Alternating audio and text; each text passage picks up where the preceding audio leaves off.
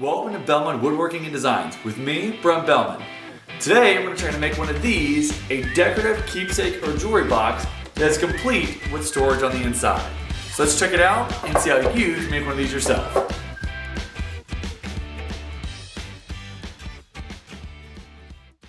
So before we get completely into the build, I wanted to point out just a few things about this project.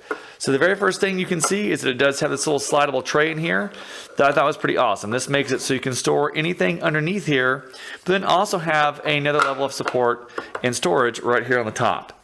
So as you can see here, there is a rail and there's a piece of maple here on each side, on the back side and right here on the inside. That maple is there for both pieces. The entire inside is also covered in maple. So that allows this little tray to sit down inside here. Now, you may have also noticed that I did splines both here on the bottom and on the lid itself. So those splines are there, and I did that using a spline jig. And I got that idea from David Bachuto, so I'll put a link to that video in here for him. But I did the exact same look here on the little tray that goes on the inside. It has the splines that not only add a nice decorative look, but also add strength. The bottom of the little tray here is also made out of maple. And the only part that's not a hardwood on here is the top. So this is actually on the inside of the lid. This here is just plywood. And the bottom on the inside also is plywood. And I did that originally because I had some trouble getting my maple cut and trimmed down. So I used that instead. But it turned out really well and I like the way it looks. So now that we know that and we know some specifics about the project, let's get into it and see how you can build one of these yourself. Alright, so I started by breaking down this long chunk of the African mahogany. Just kind of broke it down into rough lengths with the miter saw, and I always like to leave things a little bit longer than the miter saw and then take them over to my table saw and cut them down to size from there. And that's what I'm doing here on the sled, is actually getting my pieces cut down to the actual size that I want. Just for me, that works out well, and I find that I get more square cuts on my sled than I do on my miter saw, but that's just something I need to adjust. So over here I'm cutting the actual height of the pieces. So I cut them to width, the front and the back, then now I'm cutting them down to the height that I want them to be at. And this was just kind of shaving up those pieces at a couple spots that had some burns I wanted to cut through, and so I just cut everything down to make sure that all of that was gone. You can always sand it down, but I just shaved it down to the size I wanted it to be. This is what I felt like made it easier for me. Something to remember on a project like this is when you're cutting things down to size, think about all the cuts you need to make before you move your fence, because this kind of project, it's great to leave your fence right there and get everything cut down the size you want it. So always think about that before you move your fence from step to step. Now, here on this next step, I was using the Wixie angle gauge and set my blade to 45 degrees. This is a mitered box, and I still find it's hard for me to do miters, but I took a lot of time that you don't see on the video, so just so you don't think I did it the one time it was done, I spent lots of time making lots of practice cuts with lots of scrap wood to really zero in my blade to 45 degrees. So I encourage you to do the same thing. It does take a long time unless you're a professional and then I don't know the trick. So until I learn it, I'm telling you, I think a lot of YouTubers, they just show it how it works the first time. They probably don't tell you how long it took for them to zero in all their mitered cuts. But the only way that I know and have read to do it, everywhere I read, is just take the time and zero in your saw, find out where it needs to be, and then leave that blade, just leave it right there. Don't touch it again. Get all your miter cuts done at one time if you can. That way you don't have to spend time later trying to get it zeroed in. But this is mitering the sides of the box, the main body of the box. I ended up making a drawer on the inside that also was mitered, so I had to zero it back in later, but get all your mitered cuts in as soon as you can. So right here I'm cutting the rabbet for the top and the bottom of the box. They ended up using plywood for the top and bottom, but I just used my blade and made the cuts, and then just slid the fence over a little bit each time to make sure that I had the right width, and just test fit the plywood in there as I went. That way I made sure it wasn't getting too big. Didn't want to have it flopping around there, but got those rabbets cut. So here's that plywood cutting for the top and the bottom, getting that cut down to size. And what's really cool is you can do the rabbets with a mitered box and it's always covered up. So here, I took this tip from Jay Bates in his video. They'll have linked in here. He put tape on the inside of his box to keep the glue from squeezing out and making a mess. And of course, just use joints made out of painter's tape there. So you just put everything together, tape holds it there, holds it all nice and tight together while the glue dries. And that method has always worked well. That's what everyone else does. That I've seen videos on YouTube, and it has worked great for me. Alright, so this is the spline jig I made specifically for this project. I'm going to try to get a video made on it and put it there, but really simple and easy to make. Just some plywood that fits over your fence. But so here the box sits right inside of that jig, and then I ended up cutting 8 of these. I did 4 at the top and 4 on the bottom on the corners to help hold it together. So while splines are decorative, they do add a lot of strength to the actual box itself, since it's just mitered butt joints that are going together. So great look. And for the spline, so I had maple, and so I just cut an 1/8 inch strip, and then from there just drew little triangles on there that I knew would be about the size I needed, and just cut all those triangles apart on my bandsaw. And from here you can see I just put some glue down on some paper there, and then just use that to put glue on all over all the sides of the splines and glue those in all over the box. And these really look great. I love the contrast and the colors there.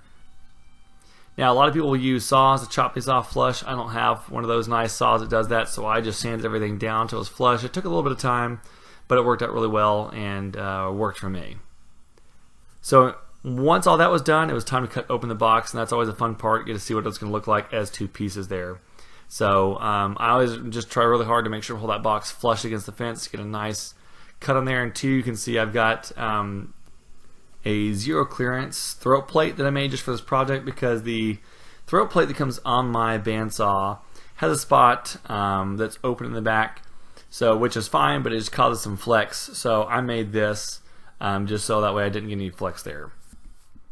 So for this series of cuts, these pieces are actually made out of white maple, and something that you didn't see that's off camera here was the time I took to get these pieces down to size. So I had a board that was maple that I cut in half with my bandsaw lengthwise, and then after that I ran it through a drum sander to get it all down to the thickness that I wanted, and that worked well. So that is what ends up becoming the inside of this box. And again, these are all mitered as well. You saw that in the last clip. So this is mitered to fit together to match the exterior of the box, so the miters all match and line up, and this is going to end up making a kind of insert, so to speak, that the box will fit over. So it'll be like a sleeve that the lid of the box will slide over when it's all said and done. And again, this idea did come from Jay Bates. I've probably said that 50 times now in this video, but I really liked it. I love the contrast of the wood. You're getting the maple versus the African mahogany, and those colors just went really well together. Something I'll mention in one of the clips you'll see after this is I added a rail to the inside for the little drawer piece that goes on the inside. Make sure when you're clamping those don't slide around. When I had clamped everything up, it did move on me with the glue, so just make sure everything is set, of course, before you clamp anything down. So these probably really did fit. When I did a dry fit, they were all fit with friction, but then you of course glue those in. Here's some more of that maple again going in, like I mentioned earlier. That was cut down with the bandsaw, and then I ran that through the drum sander. But this goes in as the rail to be the support for the little piece that slides in back and forth. But just make sure if you do something like this that when you put your clamps in that they don't pull and slide those around in there.